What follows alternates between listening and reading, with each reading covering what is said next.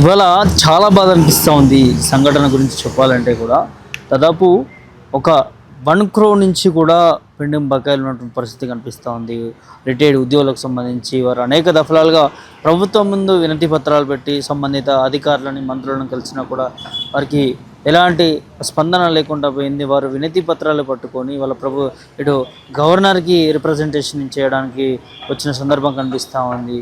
దాదాపు ₹1,00,00,000 అంటే ఒకసారి ఆలోచన చేసుకోవచ్చు. వీరందరూ కూడా రిటైర్ అయినటువంటి ఉద్యోగులు. ఎన్నో ఆశలతోని ఇల్లు కట్టుకోవడం కావచ్చు, లేకపోతే వివిధ రకాలుగా లోన్స్ తీసుకోవడం కావచ్చు, అవన్నీ కూడా తీసుకున్నారు. ఏదైతే రిటైర్మెంట్ పెండింగ్ బకాయిలు వస్తాయి ఖచ్చితంగా. ఇది ఏదో ప్రభుత్వం ఇచ్చేటివి కూడా కాదు. వీళ్ళు విధుల్లో ఉన్నటువంటి డబ్బులు అవంతా కూడా కాస్త కొంచెం కొంచెం కూడా జమ చేసి రిటైర్మెంట్ అయిపోయిన తర్వాత తీయాల్సినటువంటి డబ్బులు ఇవన్నీ కూడా మరి ప్రభుత్వం దగ్గరనే పెండింగ్లో పెట్టుకోవడం జరిగింది. మరి ₹1,00,00,000 అంటే ప్రభుత్వము ఒక్కసారి ఆలోచించుకోవాల్సిన అవసరం ఉంటుంది. ఇప్పుడు మాట్లాడించే ప్రయత్నం దీనికి సంబంధించినటువంటి రిటైర్ ఉద్యోగులు మనతో పాటు ఉన్నారు. ఒక్కసారి మాట్లాడడం. సార్, మీ పేరు ఎక్కడి నుంచి? నమస్కారం సార్, నా పేరు సతీష్ కుమార్ సార్. ఎక్కడి నుంచి? నేను ఉద్దమర్రి హై స్కూల్ హెడ్ మాస్టర్గా రిటైర్ అయినాను. 2025 ఏప్రిల్ మే నెలలో రిటైర్ అయినాను. ఆ నెల నుంచి ఇప్పటి వరకు కూడా రిటైర్మెంట్కి సంబంధించినటువంటి ఒక్క పైసా కూడా రాలేదు. ఎంత రావాలి? దగ్గర ₹1,00,00,000 రావాల్సిన ఉన్నది. మరి అవేవి కూడా రాలేదు. అంతకుముందు 2020 పిఆర్సీ ఏరియర్స్ ఇవ్వడం అనేటువంటిది జరిగింది అందరికీ.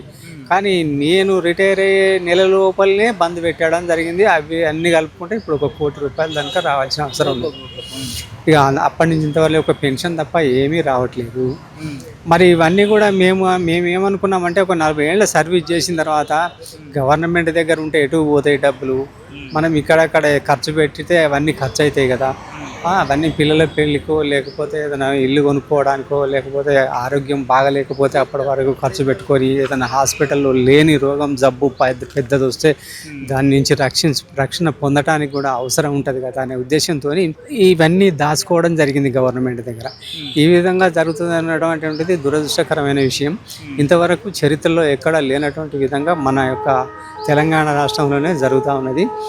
నాయకులు ముఖ్యంగా గమనించాల్సిన అవసరం ఉన్నది. ఎందుకంటే చాలామంది విద్యార్థులను భవిష్యత్తును తీర్చిదిద్దడంలో కూడా మేము చాలా వరకు మా వంతుగా మేము కృషి చేయడం జరిగింది.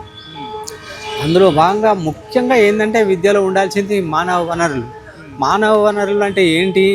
మంచితనం, మానవత్వం, ఒకరినొకరు అర్థం చేసుకోవడం, ఒకరి కష్టాల్లో ఒకరు సాయం చేయడం, అందరూ సమానంగా డెవలప్ అయ్యే విధంగా చూడడం. అట్లా సమాజం లోపల ఒక రిటైర్ అయినటువంటి వ్యక్తులు కూడా ఒక అందరితో సమాన హోదా కలిగినటువంటి ఒక కామన్ పౌరునిగా గుర్తించలేనటువంటి విధానాలు అవలంబించినప్పుడు ఎవరికైనా ఇబ్బంది కలుగుతుంది. కాబట్టి అటువంటి పరిస్థితి నుంచి మనకు రక్షించాల్సిన అవసరం ఉన్నది.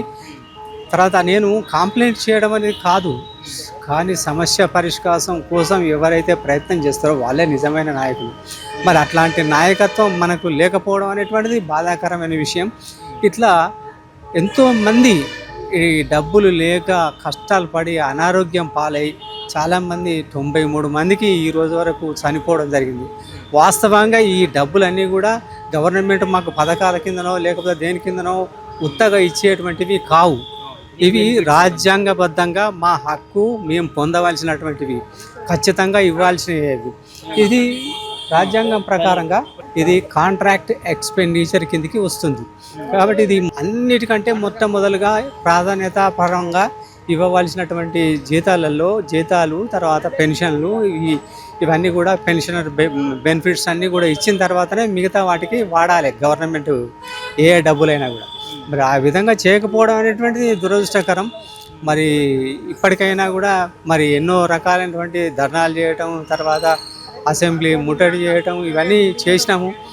ఈ వయసు లోపల 62 ఏళ్ళ వయసు లోపల ఈ ధర్నాలలో పాల్గొనడం చేయడం అనేటువంటిది మంచిది కాదు. అట్లా పాల్గొనేటట్టుగా చూడడం కూడా సరైనది కాదు. ఇప్పుడు తల్లిదండ్రులు సరిగా లేకపోతే మనము ఏమంటున్నాం, కొడుకులను శిక్షించాలంటున్నారు. మరి తండ్రులు లాంటి వాళ్ళమే మేము. ఇప్పుడు ఈ రాలిపోయే విధానం లోపల మనం ఉన్న మా పైసలు మేము కళ్ళారా చూసుకోనైనా చచ్చిపోవాలనేటువంటి ఆలోచన మాకున్నది. అట్లాంటి కనీసం ఆ అవకాశాన్ని మాకు ఇవ్వకుండా ఈ విధంగా చేయడం ప్రభుత్వం అనేటువంటిది భావ్యం కాదు.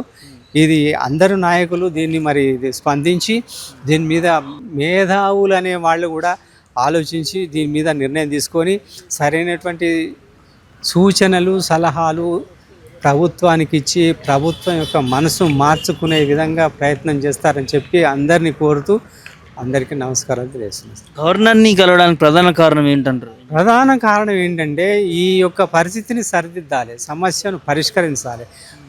సమస్య పరిష్కారం తప్ప వేరే ఏ విధమైన ద్వేషం కానీ కోపం కానీ వాళ్ళు ఏదో చేస్తున్నారని కానీ ఇదని కానీ అదని కానీ మాకు సంబంధం లేదు. అది మాకు కేవలం సంబంధం వల్ల మేము దాచుకున్న పైసలు మాకు ఇవ్వమనేది మేము అడుగుతున్నాం అంతే తప్ప మాకు వేరే ఏం లేదు. ఎందుకంటే ఇప్పుడు ఉచితాలు కూడా మేము అడుగుతున్నాం.